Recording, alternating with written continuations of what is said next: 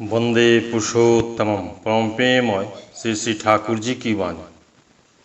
प्रश्न: यदि मछली मांस जीवन के लिए हितकर होते तो उसे लोग निषेध क्यों करते?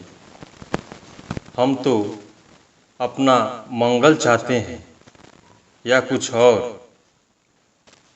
श्री श्री ठाकुर: मेरे तो विचार है, मांस मछली के जैव कोश के उपादान हमारे शरीर में प्रवेश कर शरीरस्थ जैव कोश में एक स्वाभाविक उत्तेजना और संघात पैदा कर कोश विभाजन को अत्यंत द्रुत कर देते हैं। इससे सामयिक शारीरिक पुष्टि तो होती है, पर बाद में चलकर वे आयु को छिन्न कर देते हैं, क्योंकि 20 वर्षों में जो शक्ति स्वाभाविक रूप से बढ़ सकती थी वह 10 वर्षों के अंदर ही हो जाती है। इसके बाद उसकी प्रतिक्रिया आरंभ हो जाती है। इसके अलावा भी मांस मछली खाने पर विषक्रिया पैदा होती है। उससे स्नायु और मस्तिष्क कोश चंचल, दुर्लभ, असधर, साम्य और कर्मगति हारा हो जाते हैं। सूक्ष्म बातें मस्तिष्क में बैठती नहीं है। एक दिन मांस खाने पर कम से कम 2 या 3 सप्ताह उसकी प्रतिक्रिया चलती रहती है, यानी 2-3 सप्ताह तक सूक्ष्म अनुभूतियाँ सही रूप से होती ही नहीं है। ऐसा मालूम पड़ता है मानो ये राहुग्रस्त है। मैंने इस बात को बार बार अनेक समय महसूस किया है। बड़े बड़े डॉक्टरों तथा वैज्ञानिकों ने आमिष आहार के विरुद्ध तथा निरामिष आहार के पक्ष में बहुत कुछ कहा है, और यह भी सच है, जो उन्नतर जीवन यापन करना चाहता है और स्वस्थ शरीर, स्वच्छंद मन से कर्मागति सहित कठोर परिश्रम करना चाहता है, उसे निरामिष खाना ही चाहिए। अगला प्रसंग: सन 1917 ईस्वी 12 फाल्गुन शनिवार। श्री अश्विन कुमार विश्वास 12 बजे रात में आश्रम हिमायतपुर आए हैं। और भी लोग हैं। श्री श्री ठाकुर के साथ बैठक ही जम गई। श्री श्री ठाकुर ने कहा कि यहाँ जो लोग आएंगे, यहाँ जो जुड़ेंगे, उन लोगों का आना एवं जुड़ना कभी भी व्यर्थ नहीं जाएगा। वे लोग परम पिता के प्रसादी हैं। वे गुडविल, सत्य इच्छा एवं गुड स्पिरिट, सद्भाव से घिरे हुए हैं। जो लोग गुडविल लेकर आएंगे वे ही यहाँ के संग में बढ़ेंगे, और जो लोग बैडविल, कुइच्छा से आएंगे उनका वही बढ़ जाएगा। किंतु इसका मतलब यह नहीं कि जो बैडविल लेकर आएंगे उनका ध्वंस हो जाएगा। उनकी वह कुइच्छा बढ़कर जो अनेक दिनों में दुर्भोग कराता सो जल्दी जल्दी भोग कर देगा, और अंत में उनका भी उपकार ही होगा। मेरे सत्संगी भाई कभी भी अंधकार में नहीं भटकेंगे, वे कभी भी विनष्ट नहीं होंगे। पुस्तक श्री श्री ठाकुर अनुकूल चंद्र, फणिभूषण राय, पृष्ठ संख्या 38। प्रश्न: एक ही समय में श्री श्री ठाकुर को बहुत स्थानों पर देखा जाना।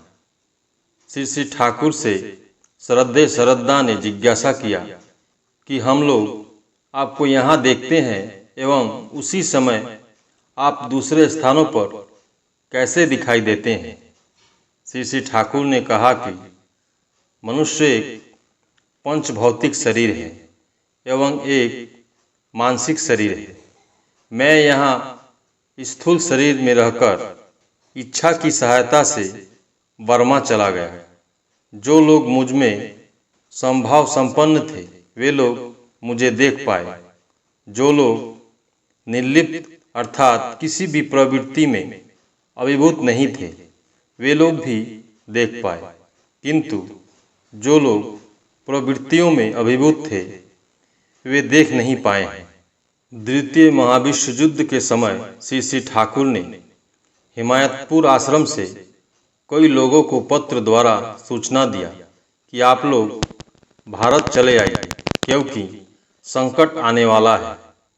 कुछ लोग ही आ पाए एवं अधिकांश लोग अपने अपने व्यवसाय के कारण नहीं आ सके। कुछ ही दिनों के बाद द्वितीय विश्व युद्ध आरंभ हो गया।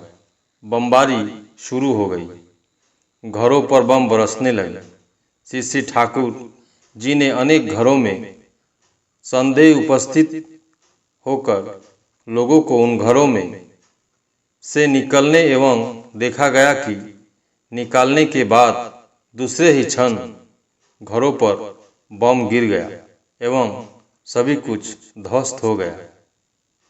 आलोचना प्रसंग सोरस खंड पृष्ठ संख्या 48, दिनांक 8 अप्रैल 1949। परम पूज्यपाद श्री श्री आचार्य देव। अनेकों यह कहते हैं कि अधिक दीक्षा देने से क्या होगा। मैं सोचता हूँ कि इन बातों को वे कैसे कहते हैं। यदि मेरे जीवन में दीक्षा पाना आवश्यक है तो दूसरे के समय क्यों नहीं होगा। प्रत्येक के समय तो एक ही इसेंटिल है।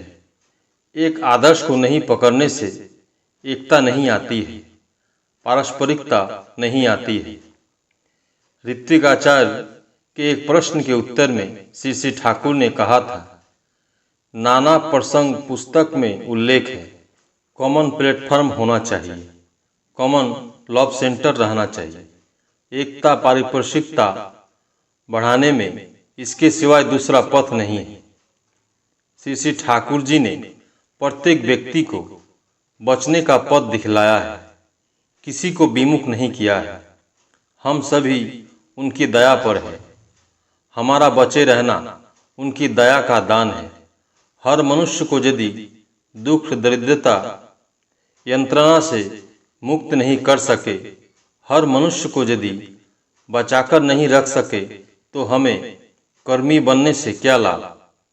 जितने मनुष्य के दुख यंत्रणा दरिद्रता को मुक्त कर पाते हैं, उतना ही ठाकुर की सेवा कर रहे हैं, ऐसा समझना चाहिए।